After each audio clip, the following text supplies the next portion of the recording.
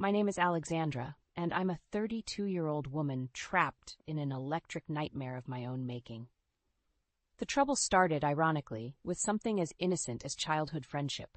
Bella and I grew up together, as close as sisters. Our bond formed in the sandbox and sealed over scraped knees and shared secrets. She was the calm to my storm, the poised figure amidst my chaotic energy. But as we grew, I watched Bella transform, like a butterfly, but into someone I barely recognized. I remember the day it changed.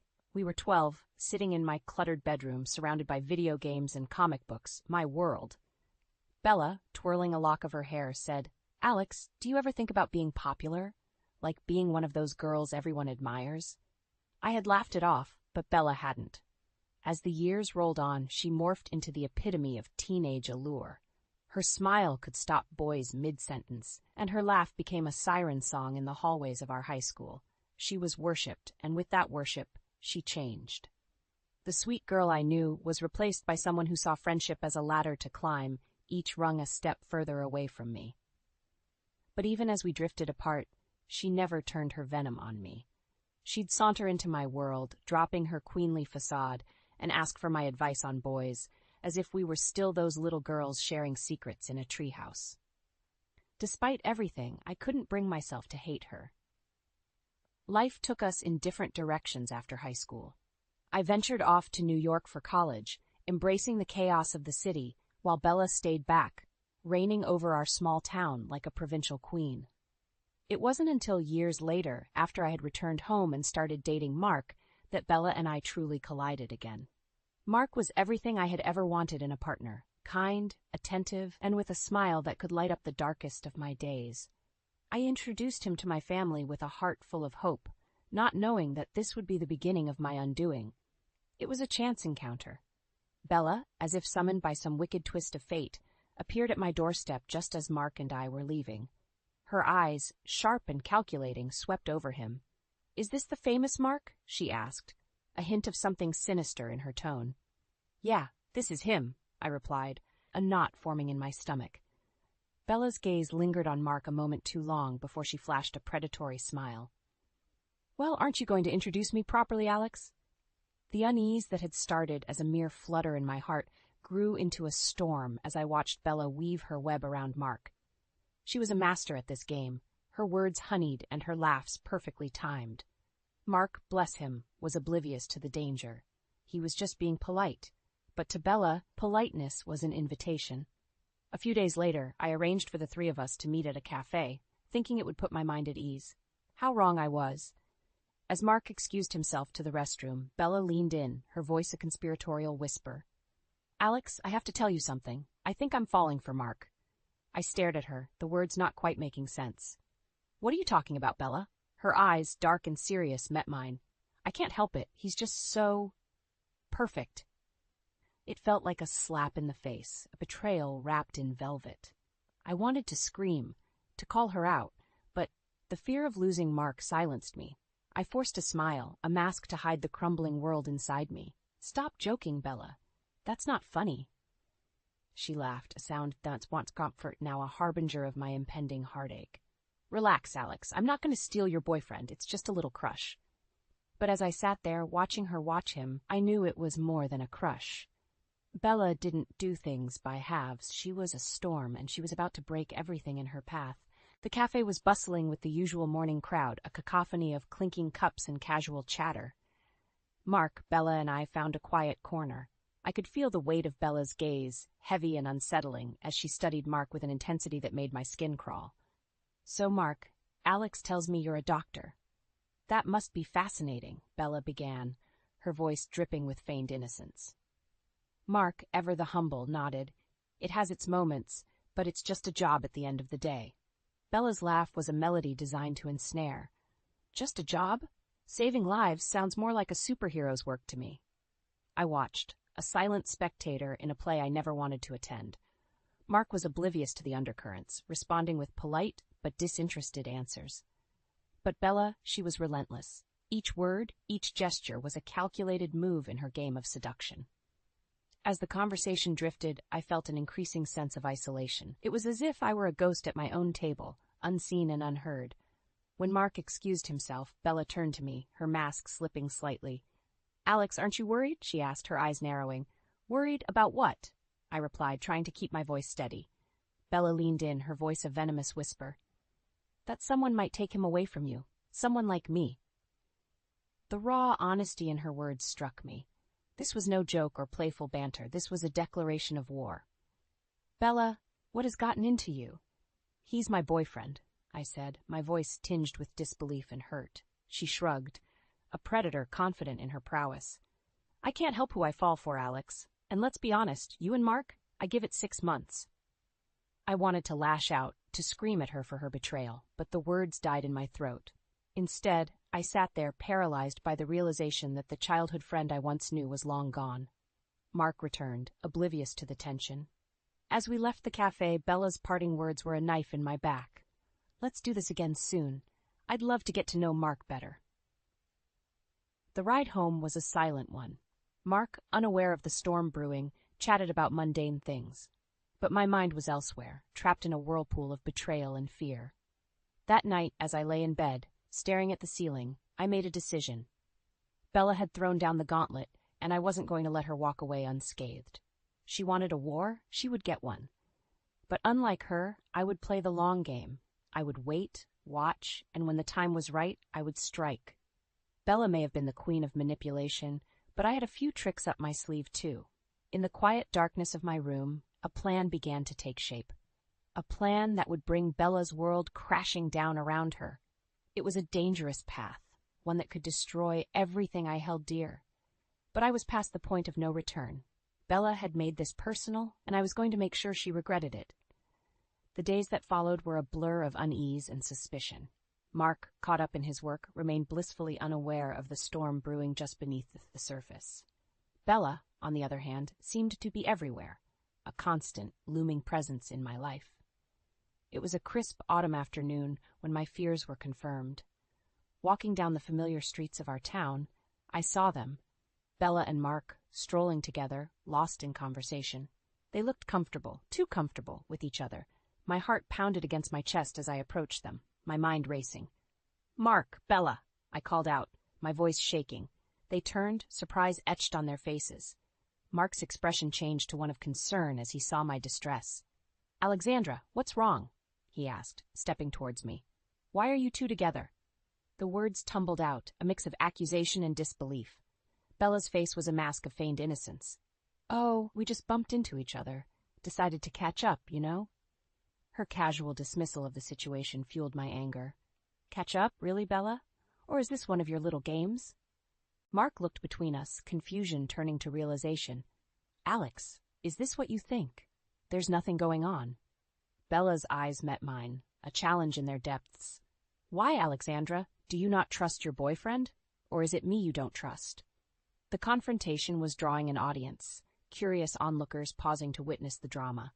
Mark reached out, trying to calm the situation, but I shrugged him off. "Bella, I've known you my whole life. You're like a sister to me. How could you do this?" My voice broke, the weight of years of friendship crumbling under the weight of her betrayal. Bella's response was cold, calculated. "Alex, dear, it's not my fault you can't keep a man interested. Maybe if you were a little less mundane." Those words, sharp and cruel, cut deeper than any physical wound.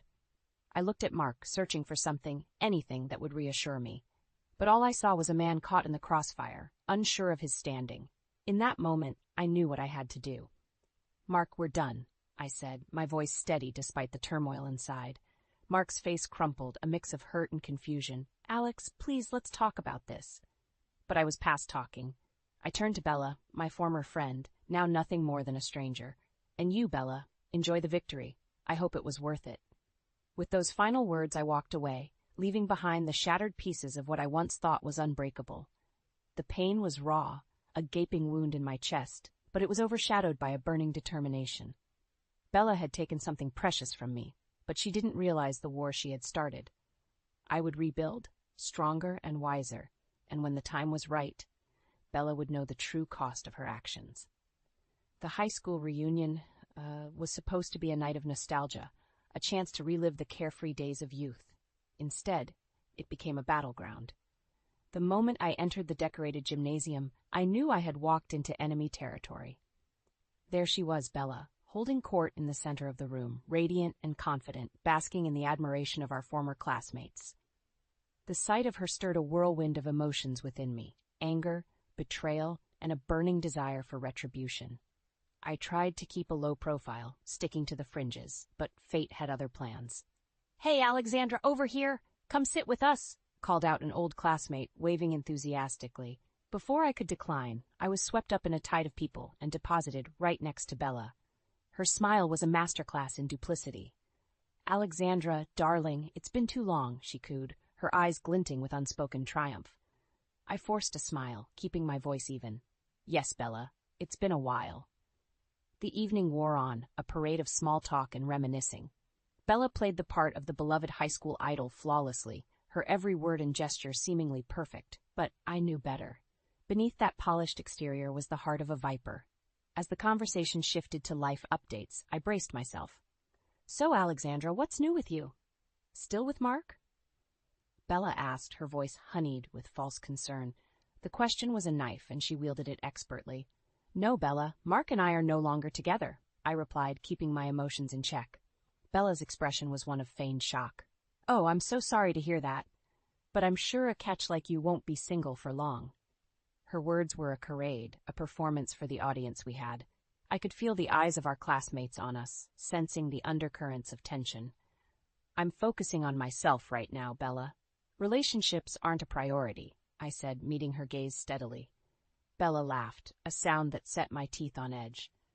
"Oh, Alex, always the independent one. But you know what they say, the clock is ticking."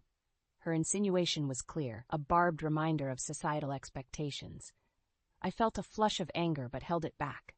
Now was not the time for an outburst. The night dragged on, a torturous affair of forced smiles and polite applause. As I lay in bed later that night, Bella's words echoed in my mind. She had taken pleasure in my pain, reveling in my discomfort.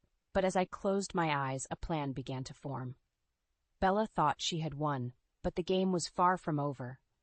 I would take my time crafting a revenge that would leave no doubt about who the true victor was. Bella had made a grave mistake in underestimating me, and she would soon learn just how costly that mistake was. The confrontation with Bella at my parents' house was unexpected and explosive. She arrived unannounced, her face twisted in a mix of anger and desperation. "What do you want, Bella?" I asked, my voice cool as I opened the door to her furious knocking. "I want my money, Alexandra. The money you owe me," she spat, her eyes blazing. Confusion swept over me. "Money? What are you talking about? I don't owe you anything." "Don't play dumb. The $600,000 you took from Mark. You're going to pay it back." Bella's accusation was ludicrous, yet her conviction was unsettling. "Bella, you've lost your mind. I never took any money from Mark," I countered, struggling to maintain my composure in the face of her absurd claim. Her laugh was bitter, filled with contempt. "Oh, please. You think I don't know about the debts? Mark told me everything. You bled him dry with your extravagant lifestyle, and now I'm paying for it." The pieces clicked into place, a sickening realization dawning on me. Mark's financial troubles, which he had always been so vague about, were now being twisted into a weapon by Bella. "Bella, listen to yourself. You're being played. I never took any money from Mark. This is his doing, not mine." I tried to reason with her, but my words fell on deaf ears. "Save it, Alexandra. I know your type, always playing the victim. Well, not anymore. You're going to pay back every cent, or I'll make sure everyone knows what a fraud you are." Bella's threat was laced with venom, her desperation turning to malice. As she stormed off, I stood there, shaken but resolute. This was no longer just about a broken heart or a tarnished friendship. This was war. Over the next few days, I began to gather information, digging into Mark's financial history. It didn't take long to uncover a trail of deceit and manipulation. He was in deep, and he had dragged Bella down with him. Armed with this knowledge, I arranged a meeting with Bella. We met at a quiet park, away from prying eyes. She arrived, her usual confidence replaced with a wary defensiveness. "Bella, I'm not here to fight. I have something you need to see," I said, extending an envelope towards her. She took it hesitantly, her eyes scanning the documents inside. As the truth dawned on her, her face paled. the realization of Mark's betrayal hitting her like a physical blow. This can't be," she stammered, her facade crumbling. "I was never the enemy, Bella. It was Mark all along. He used us both," I said, not without a tinge of sympathy. For a moment there was a flicker of the old Bella, the friend I once knew, but it was quickly snuffed out, replaced by a hardened, bitter shell. "This changes nothing between us, Alexandra. You may not have taken the money, but you're still the reason my life is in shambles," she said, her voice cold. As she walked away, I knew that our bridge was burnt, but I also knew that justice, in its own twisted way, had been served. Bella had been humbled, her illusions shattered, and while it brought me no joy, it was a necessary closure. I walked away from the park, a sense of finality washing over me. The chapter of Bella and Mark was closed, but my story was far from over. Life has a way of coming full circle. Standing in my new home, a modest yet cozy place filled with love and laughter, I couldn't help but reflect on the tumultuous journey that had led me here. I had moved on, found love again with someone who valued the simplicity of life as much as I did. We had a beautiful son, whose innocent laughter was a balm to the scars of my past. Yet the echoes of the past still lingered. News of Bella reached me, a bitter reminder of the storm we had weathered. Her fall from grace was as swift as it was severe. After the truth about Mark's deceit and her own misplaced accusations came to light, her life unraveled. The queen bee of our small town had lost her sting, her followers dissipating as quickly as they had gathered. I heard she moved into a small, run-down apartment, a far cry from the lavish lifestyle she once boasted.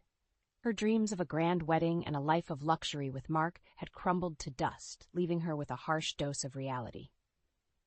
I didn't take pleasure in her downfall. There was no satisfaction in seeing the once mighty Bella reduced to a shadow of her former self. If anything, it was a somber reminder of how fragile our perceptions of happiness can be. "Mommy, look!" My son's voice pulled me from my reverie, his small hands tugging at my skirt.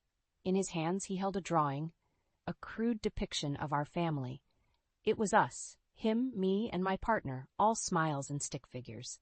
"It's beautiful, honey," I said, scooping him into my arms. His laughter filled the room, a sound so pure and full of life. As I put him to bed that night, I realized that this was what true happiness looked like. It wasn't about status, money, or revenge. It was about the simple moments, the ones that often go unnoticed. Lying in bed, I thought about Bella one last time. Our friendship, once a source of comfort and joy, had become a battlefield of envy and betrayal. But it had also taught me valuable lessons about trust, resilience, and the power of letting go. I hoped in time Bella would find her own path to redemption. Perhaps one day she would understand that the ordinary life she once scorned was, in fact, a life filled with extraordinary moments. As I drifted off to sleep, I made a silent wish for her, a wish for peace, for growth, and for the wisdom to see the beauty in life's simplicity. The story of Bella and me was over, but my story, our story, was just beginning.